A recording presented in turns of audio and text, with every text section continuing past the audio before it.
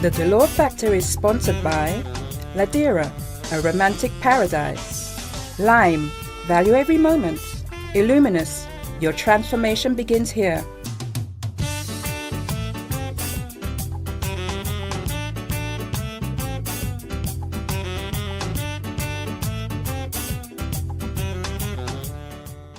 The greatest and most challenging battles are those within ourselves and our mind.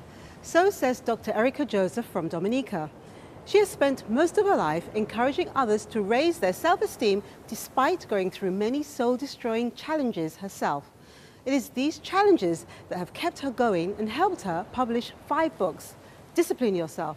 Take the steps to motivate and grow on this episode of The Dolor Factor.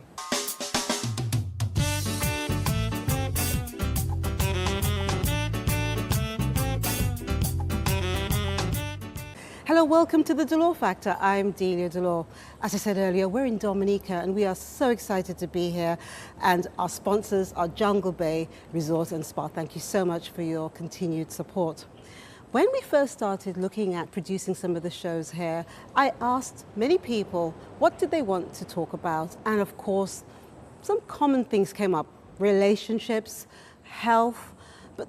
One of the main things that came up were actually 2 depressing things. One was about self-esteem, why so many people in the Caribbean suffered with low self-esteem. And the other one was, why is it that a lot of us can't deal with our problems, so much so that the suicide rate in the Caribbean is just alarming. So I spoke to one doctor here from Dominica, Dr. Victor Emmanuel, because at the time we were talking about menopause, which was like another biggie. And in talking, he said to me, what about another doctor, Dr. Erica Joseph, she's just an amazing woman. She's done a lot of studies. She's written about women's issues. And I really think you should touch base with her. And I'm so glad I did. And she's right here with me now. So thank you so much, Doctor, for being on the Dolor Factor. Well, thank you, Ms. Dolor, and I must say that I am happy that you extend your courtesy to the island of Dominica, the Commonwealth of Dominica, and we'll do our best to make you welcome. So I am Dr. Erica Joseph. I specialize in therapy for the mind and the brain, which is something our people on the island need to know a lot about, not only on the island, but internationally, regionally, worldwide. You don't look like a doctor. You look like a suave, very prestigious, vibrant person. Well, I try to thank you for the compliment, but I try to combine it because I want other persons to know that I am a human being, just like, everyone out there. And then I make myself comfortable in my own person, separated from the doctor, professionalism. So it's all about being, looking from within and then making yourself happy and comfortable with who you are. And why did you study what you studied? Because I realize we lack a lot of it on the island, and I love motivating persons. I love the idea that I can help a brother, a sister, a friend, a neighbor, and especially our youth, family members. But actually I did start it a long time ago from school, assisting my classmates. It was naturally me to just motivate them, and I would give them advice and motivation, and they would go right ahead and apply it. And then they would, get success from it. Okay, so where did you start from in terms of where were you born? Can you tell us something about you, your family, your background, please? Well, I come from a lovely village called Kings Hill, Upper Kings Hill. I live on Back Street, and I'd like to tell our viewers, especially from Kings Hill, whether you're not an island or you're at home, I'm proud. I'm very happy to be from Kings Hill. And we do have some good professionals, not just from Kings Hill, but from Dominica on a whole, that are so talented and gifted. But what about your family?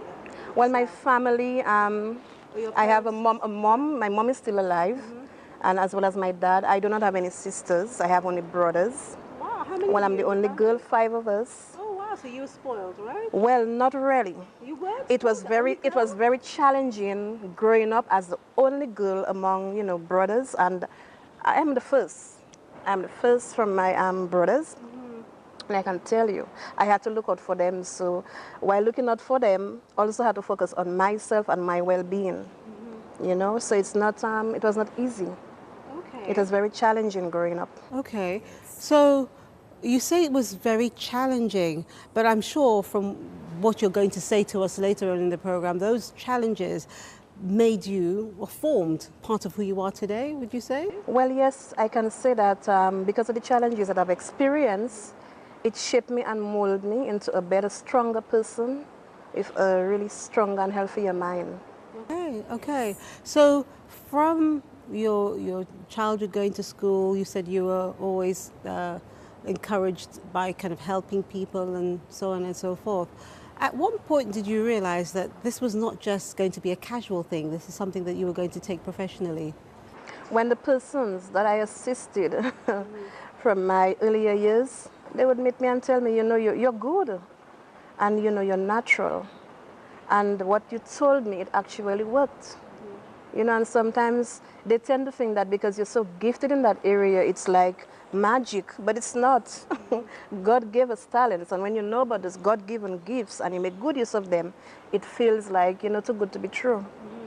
So when they were saying all those things, would you say it was more about your communication skills, or was it because of what you advised them to do? What would you think was the key element? It would have to be a combination, because sometimes you give them the information and you find that they do not apply it instantly.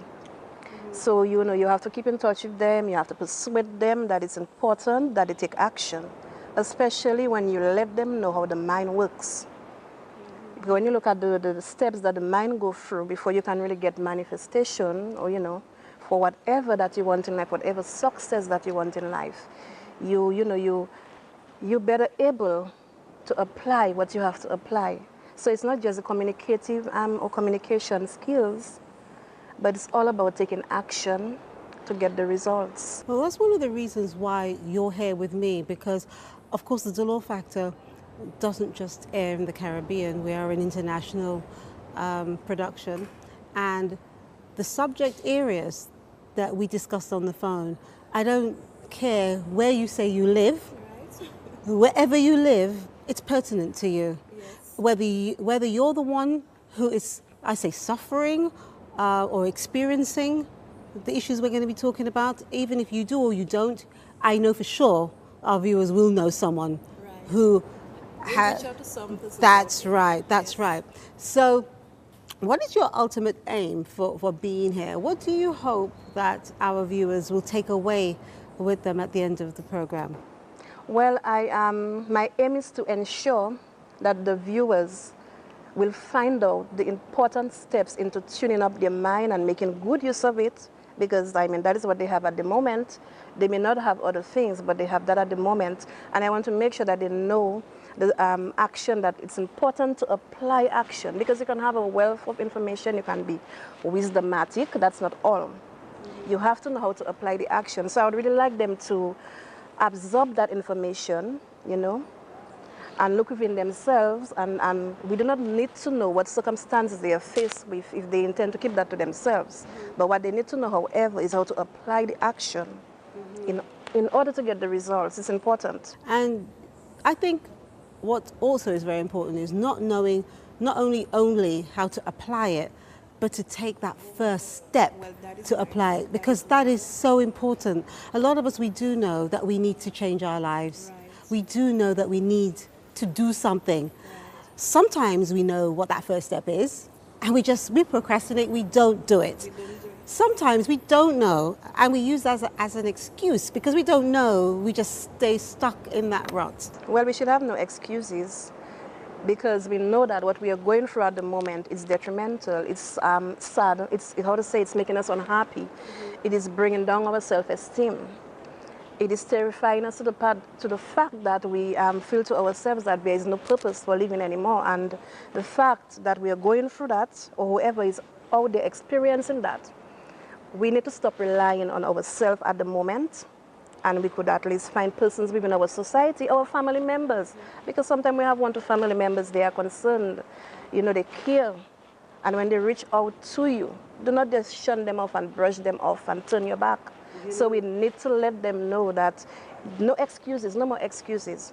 And I think that we're on the right track here. When we come back from the break, we're going to be talking about this in more detail. So stay with us.